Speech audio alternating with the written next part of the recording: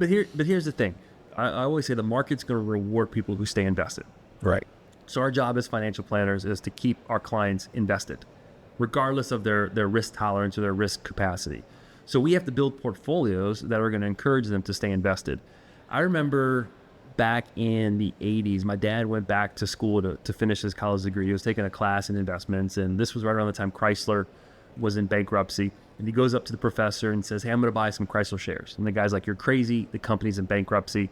They went and hired Lee Iacocca, designed the minivan, and then the company turned around. And I always remember that story. My dad would say, "That smart investment guy talked me out of making a lot of money."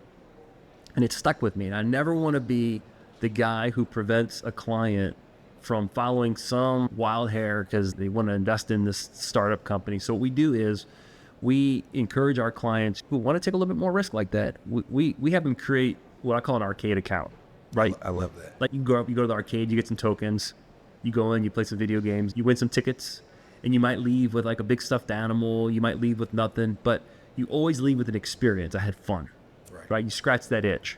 So what I have found is giving those clients an outlet for those one-off stock purchases to let us manage the money that they're going to need in 20, 30 years.